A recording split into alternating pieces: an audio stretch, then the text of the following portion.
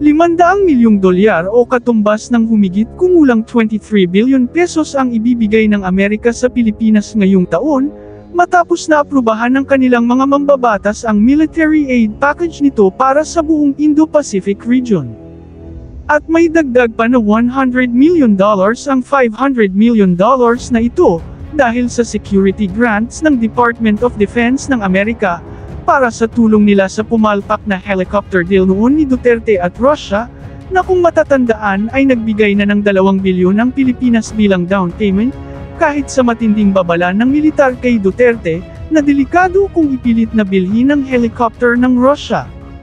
Sa ngayon, parang thank you na umano ang 2 billion pesos, dahil mahirap na makuha ang pera na ito sa Russia. Suma total, at least $600 million,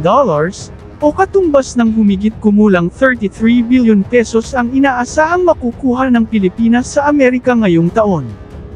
Hiwalay pa ito sa budget na nakalaan na ng Department of Defense ng Amerika, para naman sa mga kagamitang ibibigay nila, sa ilalim ng 10-year Security Assistance Roadmap nila sa Pilipinas, kung saan inaasahang paglalaanan ng pera ang mga fighter jets, helicopters, cargo aircrafts, missile system, multi-launch rocket system, fighting vehicles, warships, mga communication system at marami pang iba, depende sa hihilingin ng Pilipinas base sa labis na kailangan sa kasalukuyang sitwasyon.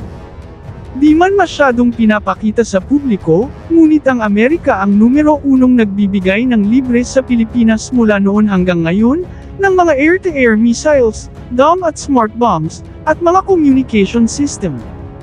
Ang magandang relasyon ng sundalo sa sundalo ng dalawang bansa, ay salamin ng malalim na pagtutulungan ng dalawang magkaalyado. Ang Pilipinas sa kanyang sarili, limitado man ang kayamanan, ay nagpapakita din ng pagsisikap na mapalakas ang kanyang sandatahang lakas, upang di masyadong pabigat, bagkus ay magiging maasahang kaalyado ng Amerika, sa pamamagitan ng pagbili ng mga kagamitang pandigma sa kanyang sarili. Ang mga luma niyang mga helicopters, na mga World War II pa ay pinapalitan na, upang maiwasan na ang mga aksidente at pagkawala ng buhay ng mga sundalo, tulad ng nangyari ngayon sa Malaysia, na sa di malamang dahilan, ay nawala ng kontrol ang isang helicopter, at nabangga ng buntot nito ang isa pang helicopter, dahilan ng pagbagsak ng dalawa, na ikinasasawi ng hindi bababa sa 10 sundalo. Ang Pilipinas ay hindi nabago sa mga pag-crash ng mga eroplano at helicopters nito. Kaya naman, ang mga luma ay pinapalitan na sa kasalukuyan ay mga modernong Black Hawk helicopters na, tulad ng ginagamit ng Amerika, na kung makumplito na ang deliveries ng mga ito, ay inaasahang ang Pilipinas ang siyang may pinakamaraming Black Hawk sa Southeast Asian region, na aabot sa 47 kung makumplito na ang 32 bagong order nito sa Poland, dahil meron ng 15 na Black Hawk ang Pilipinas sa kasalukuyan. Nitong nakaraang araw lamang, ay nag-flight test na naman ang Poland ng mga bagong Black Hawk na bagong gawa, na inaasahang para sa Pilipinas ito.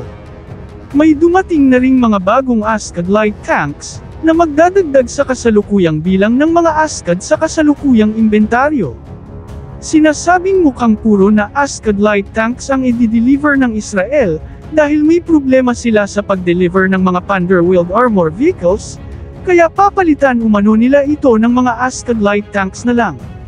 Samantala, second-hand man dahil freebies lamang ito, dahil sa pagbili natin ng 10 mga bagong warship sa South Korea, ay inaasahang darating na ang matagal nang hinihintay na isa pang Pohang-class anti-submarine corvette mula sa South Korea.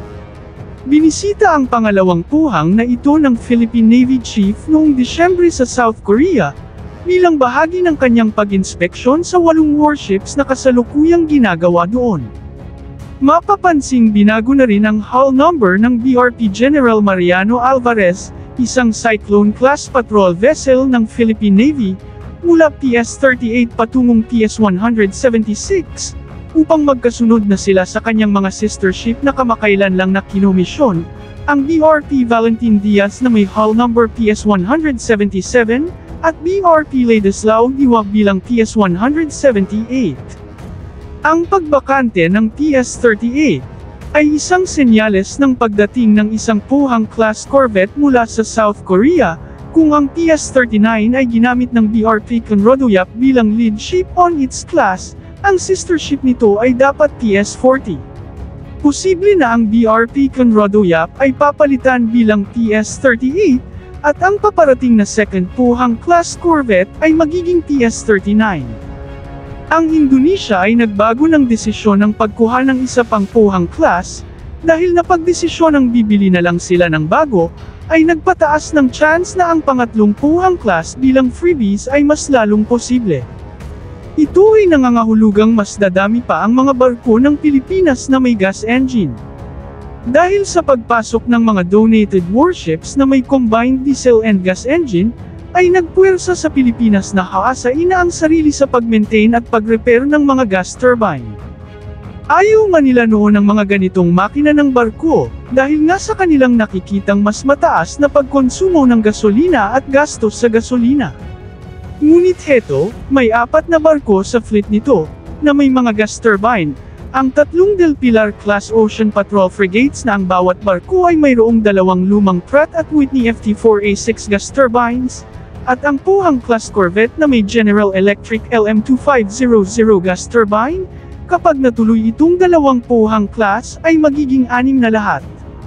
Pinaniniwalaang wala sanang interes ang Philippine Navy na gamitin itong mga gas turbine ng kanilang mga barko, ngunit dahil sa sitwasyon ngayon sa West Philippine Sea, ay kailangan na nilang ihanda ang speed at acceleration rate ng kanilang mga barko, dahil maaring kakailanganin nila ito anumang oras. Dahan-daang niyayakap ng Philippine Navy ang potensyal na paggamit ng mga gas turbine. Kaya naman, sa tulong ng Australia, at ngayon ng Japan, ay walang humpay na pagsasanay sa pag-maintain at repair ng gas turbine, ang ginagawa ng mga technical at mechanical personnel ng ating Navy. Salamat sa Visiting Forces Agreement natin sa mga bansang ito, at mabilis na lang ang pagsagawa ng mga ganitong pag-transfer ng mga expertise mula sa kanila.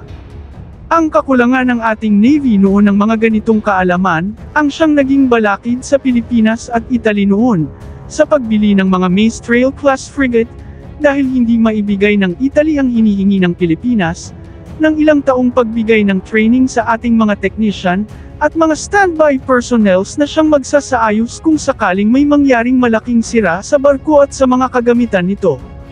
Ang Mistral frigates ay ang siya sanang pinakamalakas na barkong pandigma ng Pilipinas ngayon, kung natuloy lamang ang deal noon.